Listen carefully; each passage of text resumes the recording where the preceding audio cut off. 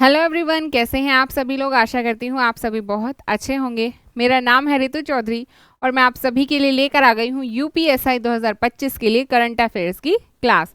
तो आइए शुरू करते हैं हम आज की अपनी क्लास को। और आज का फर्स्ट क्वेश्चन है आपके सामने। मणिपुर के राज्यपाल कौन है जिन्हें नागालैंड का अतिरिक्त प्रभार सौंपा गया है? ला गणेशन, अजय कुमार भल्ला, कुलदीप सिंह, शिबाज कबीराज। तो ये हैं आपके मणिपुर के राज्यपाल अजय कुमार भल्ला, जिन्हें नागालैंड का भार सौंपा गया है। और कल की क्लास में मैंने आपको बताया था कि नागालैंड के जो राज्यपाल हैं, नागालैंड के राज्यपाल का निधन हो गया है। कब हुआ है निधन? 15 अगस्त 2025 को, जिनका नाम है ला गणेशन। इसीलिए वहां का जो कार्यभार है वो इनमें मणिपुर के राज्यपाल को सौंपा गया है। और ये नियुक्ति नागालैंड के वर्तमान राज्यपाल ला गणेशन के निधन के बाद की गई है। और राज्यपाल की जो नियुक्ति है वो हमारे राष्ट्रपति करते हैं। संविधान की धारा 153 और 156 के तहत प्रत्येक राज्य में राष्ट्रपति ही नियुक्ति करते हैं राज्यपाल की। अगर किसी कारणवश राज्यपाल का पद जो है वो रिक्त हो जाता है अगर किसी राज्य में, तो अन्य राज्य के राज्यपाल को वहां का जो अतिरिक्त प्रभार है वो सौंप दिया जाता है। नेक्स्ट है, फॉक्सकॉन की नई इकाई कहां शुरू हुई है जो आईफोन 17 का उत्पादन प्रारंभ हुआ है? चेन्नई तमिलनाडु, देवनहल्ली बेंगलुरु कर्नाटक, नोएडा उत्तर प्रदेश या फिर हैदराबाद तेलंगाना में। तो ये शुरू की गई है आपकी देवनहल्ली बेंगलुरु कर्नाटक के अंदर। अब हम बात करें यहाँ आईफोन की, तो आईफोन का जो प्रोडक्शन है, उत्पादन है, वो किस कंपनी के द्वारा किया जाता है? तो आईफोन का जो उत्पादन है, उत्पादन वो कौन करता है? तो वो करता है आपका, उत्पादन करता है आपका एप्पल इंक। किसके द्वारा किया जाता है? एप्पल इंक के द्वारा आईफोन का उत्पादन किया जाता है। और एप्पल की जो कंपनी है या एप्पल इंक जो कंपनी है, इसकी जो शुरुआत हुई थी वो 1976 में की गई थी। कब की गई थी? 1976 में। क्या किया गया था? इसे शुरू किया गया था 1976 में। तब इसका नेम था एप्पल कंप्यूटर इंक। क्या नाम था? एप्पल कंप्यूटर इंक इसका नेम था। फिर 1977 में इसका नेम फिर से चेंज किया गया और इसका नेम किया गया एप्पल कंप्यूटर इंक, सॉरी यहाँ एप्पल कंप्यूटर कंपनी, और यहाँ एप्पल कंप्यूटर इंक इसका नेम रखा गया।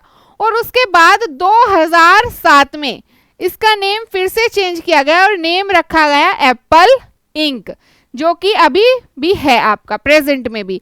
और हम सबसे बात करें पहले आईफोन की, यानी कि जो फर्स्ट आईफोन आया था, फर्स्ट आईफोन वो कब आया था? तो ये भी आपका 2007 में आया था। जो आईफोन का सबसे पहली सीरीज है, जिसे आईफोन फर्स्ट या आप 2G सीरीज भी कहते हैं आईफोन की, तो उसे जो लॉन्च किया गया वो 2007 में लॉन्च किया गया था। फिर हम बात करें आईफोन की मैन्युफैक्चरिंग की या इसके निर्माण की, तो वो कौन करता है? तो वो आपकी जैसे ये कंपनी है फॉक्सकॉन, एक ये है, एक है आपकी वेस्टर्न और एक दो और हैं। तो ये क्या करती हैं? ये इसकी मैन्युफैक्चरिंग करती हैं। फॉक्सकॉन ने कर्नाटक के देवनहल्ली बेंगलुरु स्थित अपने नए संयंत्र से आधिकारिक रूप से उत्पादन शुरू कर दिया है और यहाँ आईफोन 17 का निर्माण भी शुरू हो चुका है। ये जो इकाई है ये चीन के बाहर फॉक्सकॉन का दूसरा सबसे बड़ा कारखाना माना जा रहा है, जिससे भारत एप्पल की वैश्विक आपूर्ति श्रृंखला को का एक अहम केंद्र बनता जा रहा है। साथ ही साथ लगभग 2.8 अरब डॉलर यानी 25,000 करोड़ रुपए का जो निवेश है वो इसमें किया गया है। और ये परियोजना भारत को वैश्विक इलेक्ट्रॉनिक्स मैन्युफैक्चरिंग हब बनाने में एक बहुत ही महत्वपूर्ण भूमिका अपनी निभा रही है। नेक्स्ट है आपका रूस और अमेरिका के बीच शिखर वार्ता कहाँ आयोजित की गई है? वॉशिंगटन डीसी, मॉस्को, अलास्का या फिर न्यूयॉर्क के अंदर। तो ये जो वार्ता आयोजित की गई वो आपकी अलास्का में की गई है। अलास्का क्या है? अलास्का एक राज्य है यूएसए का। किसका राज्य है? यूएसए का राज्य है। कौन से नंबर का? तो ये 49th नंबर का राज्य है यूएसए में। कब बना ये यूएसए का राज्य? ये पहले आपका रशिया में हुआ करता था, फिर 1867 में। कब? 1867 में रशिया से इसे खरीद लिया था यूएसए ने। क्या किया था? यूएसए ने खरीदा था। ठीक है, 1867 में रशिया से इसे यूएसए के द्वारा खरीदा गया था और उसके बाद इसे अपना राज्य बनाया गया था 1959 में। कब राज्य घोषित किया था? 1959 में 49th नंबर का राज्य इसे बनाया गया था। यहाँ बात करें वॉशिंगटन डीसी की, तो ये आपको पता है कि ये राजधानी है कहाँ की? यूएसए की। क्या है ये? राजधानी है कहाँ की है? तो ये है यूएसए की राजधानी। ठीक है, फिर बात करते हैं मॉस्को कहाँ की राजधानी है? तो ये है आपकी रशिया की राजधानी। कहाँ की है? रशिया या रूस की राजधानी। ठीक है, मॉस्को। और मॉस्को को यूरोप का मॉस्को जो है वो यूरोप का सबसे बड़ा शहर भी है आपका। आगे देखते हैं, अलास्का के एंकोरेज स्थित एल्मेडार्फ रिचर्डसन सैन्य अड्डे पर रूस के राष्ट्रपति व्लादिमीर पुतिन और अमेरिका के राष्ट्रपति डोनाल्ड ट्रंप के बीच 3 घंटे की ये वार्ता हुई। रूस यूक्रेन युद्ध पर फिर भी कोई औपचारिक समझौता इसमें नहीं हुआ, लेकिन दोनों नेताओं ने बातचीत को रचनात्मक और महत्वपूर्ण प्रगति वाला बताया है। नेक्स्ट है आपका, राष्ट्रपति द्रौपदी मुर्मू ने अमृत उद्यान में कितने नए हिस्सों का उद्घाटन किया है? 2, 3, 4 या फिर 5? तो राष्ट्रपति द्रौपदी मुर्मू ने यहाँ 3 नए हिस्सों का उद्घाटन आपका किया है। कौन कौन से हैं वो 3 नए हिस्से? सबसे पहला है प्लूमेरिया गार्डन, फिर दूसरा है वट वृक्ष उपवन और थर्ड है बैबलिंग बुक। इन 3 हिस्सों का यहाँ उद्घाटन किया गया है, जिसमें आपका प्लूमेरिया गार्डन को हरी भरी ढलानों, रंग बिरंगे फूलों और शांत वातावरण से सजाया गया है, जो कि आत्मिक शांति यानी मन की शांति और चिंतन के लिए बहुत ही अच्छा है। और जो आपका वट वृक्ष उपवन है, ये प्राकृतिक चिकित्सा और वेलनेस पर आपका ये केंद्रित है। नेक्स्ट है, किस भारतीय एक्वानॉट ने 5002 मीटर गहराई तक गोता लगाकर नया राष्ट्रीय रिकॉर्ड बनाया है? डॉक्टर राजू रमेश, जतिंदर पाल सिंह, राकेश शर्मा या फिर कैप्टन सुनील कुमार? तो ये हैं आपके जतिंदर पाल सिंह, जिन्होंने कितने मीटर की गहराई पर गए हैं? 5002 मीटर की गहराई तक गोता लगाया है। और ये गोता इन्होंने लगाया था 6 अगस्त को। कब? 6 अगस्त को। और इससे एक दिन पहले यानी कि 5 अगस्त को गोता लगाया था आपके डॉक्टर राजू रमेश ने। और ये जो समुद्र में गहराई तक गए थे वो थी आपकी 4025 मीटर। कितनी गहराई तक गए थे? 4025 मीटर की गहराई तक ये समुद्र के अंदर गए थे। भारत के एक्वानॉट जतिंदर पाल सिंह ने 6 अगस्त 2025 को 5002 मीटर गहराई तक गोता लगाकर नया राष्ट्रीय रिकॉर्ड बनाया है। और यह गोताखोरी फ्रांसीसी सबमर्सिबल नॉटिल के माध्यम से डीप ओशियन मिशन के तहत की गई है। इससे पहले 5 अगस्त को NIOT वैज्ञानिक डॉक्टर राजू रमेश ने 4225 मीटर गहराई तक गोता इसमें लगाया था। और ये जो उपलब्धि है वो भारत और फ्रांस के संयुक्त मानवयुक्त गहरे समुद्री अभियान का ही एक हिस्सा रही है। आपके यहाँ एक डीप ओशियन मिशन, क्या है ये डीप ओशन मिशन?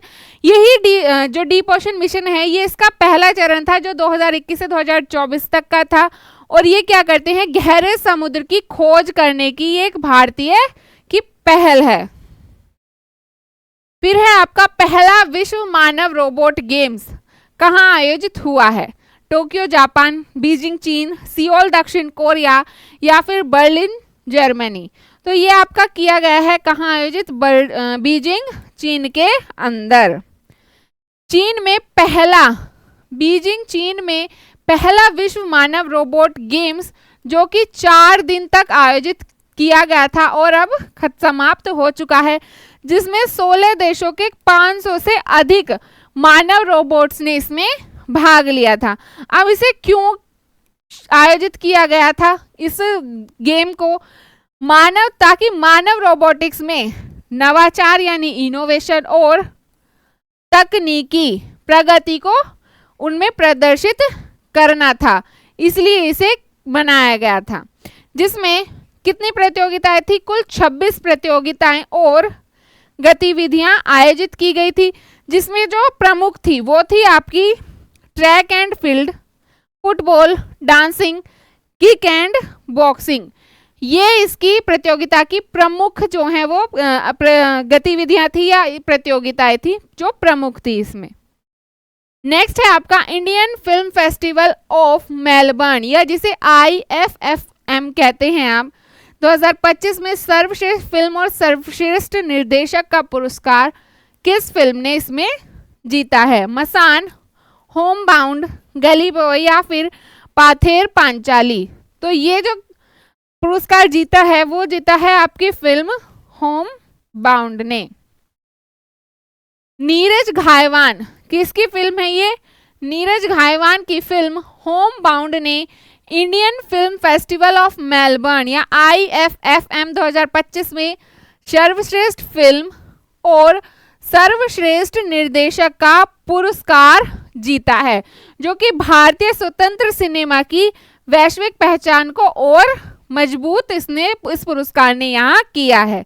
और ये जो फिल्म है ये किस पर आधारित है, ये किस पर केंद्रित है? तो ये है आपके विस्थापन यानी कि एक जगह से दूसरी जगह जाना, स्थानांतरण, एक तरह से अपनापन और पहचान की खोज पर ये फिल्म आपकी आधारित है या केंद्रित है, जिसमें लंबे समय के बाद घर लौटने की जटिलताओं और भावनात्मक द्वंद्वों को दर्शाया गया है। क्या दिखाया गया है इस पिक्चर में?